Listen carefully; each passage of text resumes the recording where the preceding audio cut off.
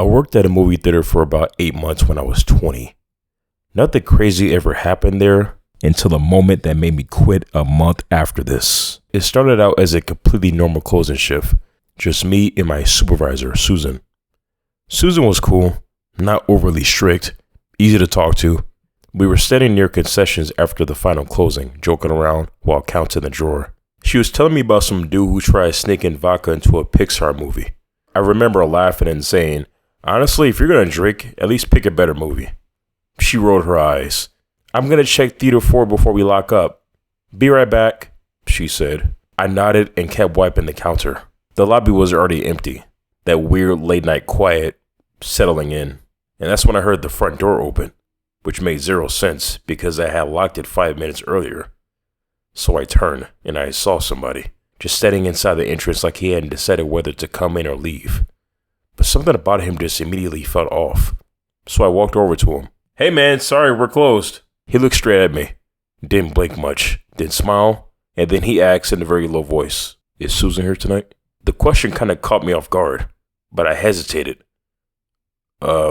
Yeah. Why? He just nodded once. He looked past me towards the hallway, and then he said calmly, thank you.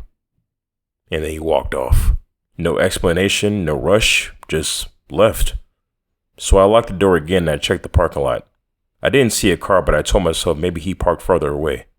But still, I couldn't shake the feeling that something about him wasn't right. Was he an acquaintance? A customer? A bitter ex? I don't know. Susan came back a few minutes later. Hey, someone spilled nacho cheese everywhere, she said. I almost told her about the guy. Almost, but I didn't want to sound paranoid. So when she asked why I looked distracted, I just shrugged. Are you okay? She asked. Yeah, just ready to go home, that's all, I said. Walking into the theater felt off. The movie had just ended about 20 minutes ago, but it already felt abandoned. The screen was still glowing faintly blue. Rows of empty seats stretched out in front of me. Too quiet. I stepped down the aisle, flashlight in hand, and that's when I saw it. The nacho cheese. Smeared across the floor of the seats, even the armrests. Damn, these fucking people, I muttered. I crouched down and I started cleaning it up. The smell was pretty strong, but then I heard something. A seat shifting. I froze, and I slowly turned around. Nothing. Just rows of empty chairs. I stared for a few seconds longer than I should have, and then I shook it off. It's probably nothing, I said, and then I went back to cleaning. A few seconds later, I heard another sound. This time much closer, like a foot brushing against carpet. I stood up, heart beating just a little faster now. Hello? I called out. No response. The screen flickered slightly, casting moving shadows across the seats, and for a split second I thought I saw something shift near the back row. A shape, too tall to be a seat, so I squinted. Nothing there. I wasn't scared just yet, maybe I was just a bit uncomfortable? Unsettled? That feeling that somebody might be watching you type shit, even though you know you're alone. I cleaned faster after that. I didn't even finish the whole mess. I grabbed my stuff and headed back up the aisle. And right before I stepped out of the theater, I heard it, one last time. A slow, deliberate footstep. I didn't turn around, I just walked out, closed the door, and I told myself maybe I was just overthinking. And then that's when I walked to Susan's office. About 20 minutes later, we were in her small office finishing some paperwork. The lights buzzed overhead, the same boring end of night routine. We were mid-conversation about some terrible movie that just came out when everything went completely dark. Susan gasped. What the hell? She said. The emergency hallway lights flickered on, casting that dim red glow that somehow makes places look 10 times creepier. I tried to sound logical. Probably a fuse, or maybe we just lost power. But the truth was that I was scared as fuck. The theater was never this dark, never this quiet. And then we heard it. A sound echoing faintly down the corridor. Metal, dragging, and then a soft thud. Susan called out immediately. Hello? She said. Her voice carried through the hallway. No response. We stepped out of the office. The theater looked different in the emergency lighting. Long shadows stretching across the carpet. Posters barely visible. Susan called again. If someone is still in the building, you need to come out now. We are closed, she said. But there was silence. And then a theater door slowly creaked somewhere in the distance. My stomach dropped. Susan, maybe we should call the police, I said. She shook her head. Probably just a customer who fell asleep, she said. But even she didn't sound convinced. She turned to me. Stay here. What? No, I said. I'm serious. I'm gonna check out the theater. Just stay here, alright? If you hear anything, call me, she said. Susan, I'm not letting you walk around in the dark, I said. I'm your supervisor, okay? Just stay here, she said loudly.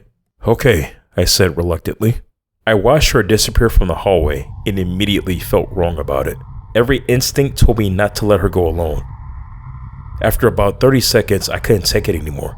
Instead of following her, I just slipped back into her office. And there was one thing I suddenly remembered. The security cameras. I sat down and woke the monitor.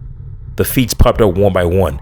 Lobby empty, hallway, concessions, and then I saw Susan walking slowly past Theater 6, calling out.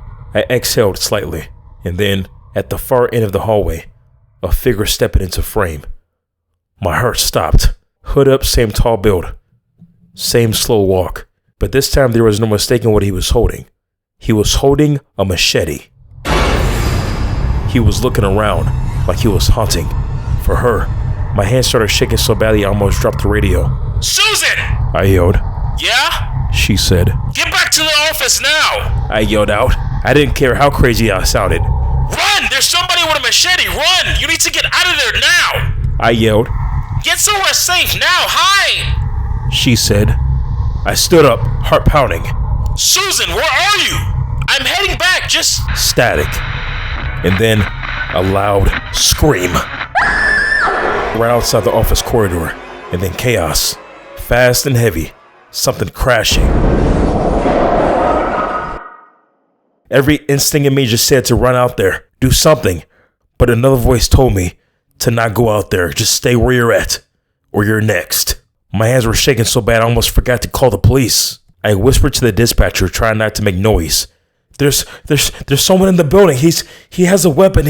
I think he's attacking my supervisor. She told me to stay hidden. Units were on the way. Stay on the line, she said. But I barely heard her because there was such a loud commotion outside. I couldn't even think straight. And then I heard a soft knock outside. And then a whisper. It's me, Susan. I rushed over and pulled her inside. She looked wrecked. Hair messy, everything. Breathing hella hard. Shaking. He's still here. He's looking for me, she whispered.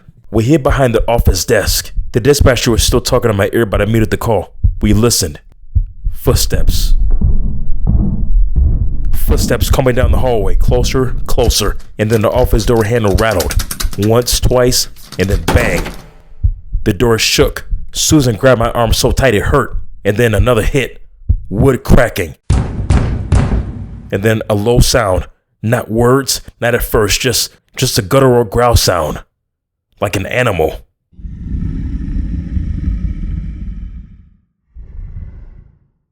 And then finally his voice. Calm, twisted. I know you're in there, Susan! And then he burst through the door. And then the next thing we heard was a sudden crash. Like a chair being thrown. And then he started flipping the tables. He was tearing through the place like a wild man. Come on out, Susan! Come on! Come on, Susan! Where are you at? Where are you at, Susan? Come on! Come on! Susan, where are you at? Where are you fucking at, Susan? And then everything just went silent. Completely silent. Until we heard a soft, evil chuckle.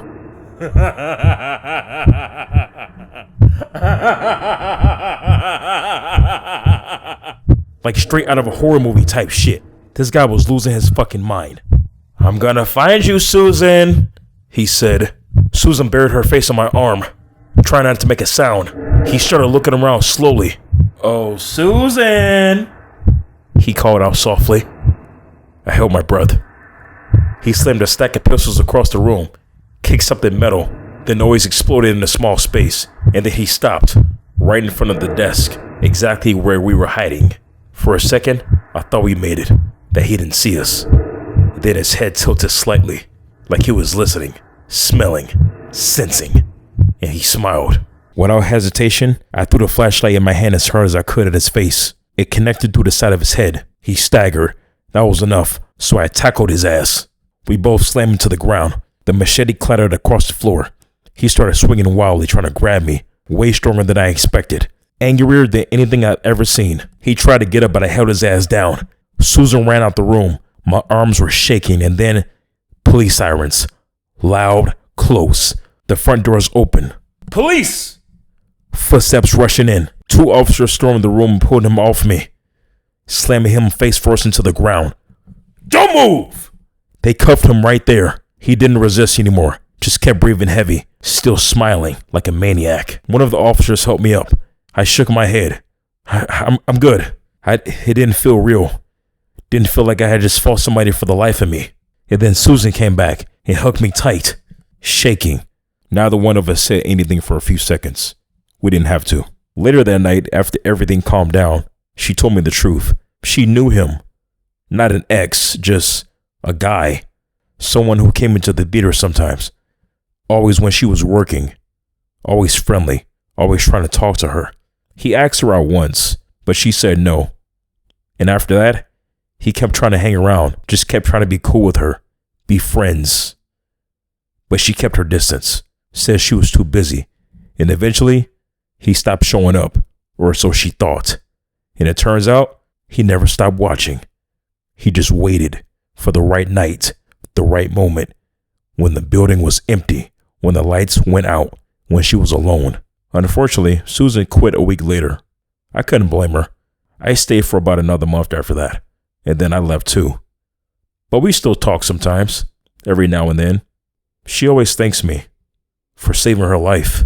I didn't really think about it like that. I just think about how close it came and how different things could have gone if I didn't look at those cameras, if I hesitated, or if I ran. And sometimes when I'm home alone, I still think about that night. I still think about the hallway, those footsteps, that voice behind the door saying, I'm gonna find you.